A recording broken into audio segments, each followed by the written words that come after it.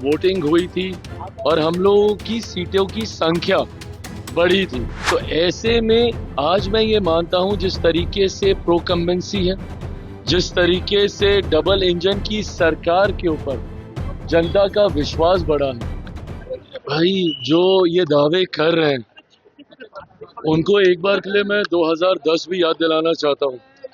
2005 में एनडीए की सरकार बनने के बाद जिस तरीके से 2010 में भी इसी तरीके से वोटिंग हुई थी और हम लोगों की सीटों की संख्या बढ़ी थी।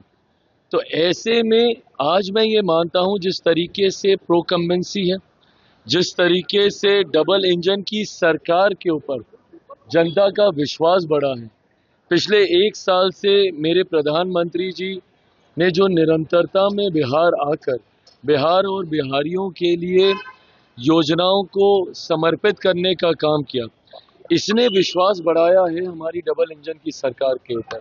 और मैं ये मानता हूं कि ये जो मत प्रतिशत बढ़ा है ये उसी विश्वास की वजह से बढ़ा है। और बहरहाल अब ज़्यादा दिन बचे नहीं है, 14 तारीख को तो परिणाम आ ही जाएंगे।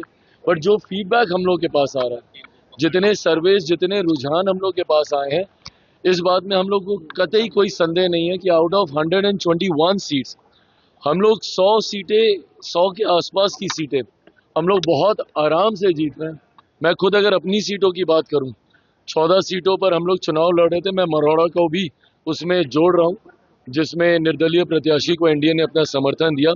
अगर मैं उनकी भी मैं बात करूं तो 14 की 14 सीटों पर कल रात भर तक हम लोग फीडबैक ले रहे थे, 14 की 14 सीटें पॉजिटिव हैं और मैं मान रहा हूं कि ये सीटें भी हम लोग जीत रहे हैं।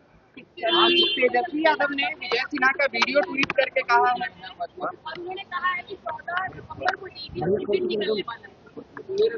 ये सारी बातें कहने का मैं समझ सकता हूँ, चुनाव का समय है, उनको भी अपने कार्यकर्ताओं के मनोबल को बढ़ाए रखना है, इसीलिए वो ये सारी बातें कह रहे हैं। बट हर वो व्यक्ति जो बिहार की राजनीति को समझ रहा है और जो देख रहा है कि जिस तरीके से केंद्र सरकार हो, राज्य सरकार हो और पूरा एनडीए गठबंधन एकजुटता के साथ हम लोग चुनाव प्रचार में उतरे हुए हैं, इसमें कतई कोई संदेह नहीं है कि 14 नवंबर के बाद बिहार में हम लोगों की सरकार बनने जा रही है। और जिन लोगों को वापस से ईवीएम का जिन निकलते हुए समझ में आया, तो ये तो वही लोग हैं ना जो अभी तक ईवीएम को गाली दे रहे थे। अब इन लोगों को एक नया बहाना मिल गया है एसआईआर का लेके, और वोट चोरी बोलकर ये अब नए बहाने के ऊपर ही आ गए। बट अभी कुछ समय पहले तक तो इनको ईवीएम का जिन इन्हीं को खाने के लिए निकलता था, इनको लगता था कि उसमें धांधली हो रही है। बहरहाल ईवीएम से जिन निकलेगा जरूर 14 तारीख को, बट वो एनडीए की मजबूत सरकार बनाने के लिए निकलेगा। हमसे जुड़े रहने के लिए हमारे YouTube चैनल को सब्सक्राइब करें और नई वीडियो की नोटिफिकेशन के लिए बेल आइकॉन को दबाएं। अगर आप ये वीडियो Facebook पर देख रहे हैं तो लाइक जरूर करें और ज्यादा से ज्यादा शेयर करें। धन्यवाद।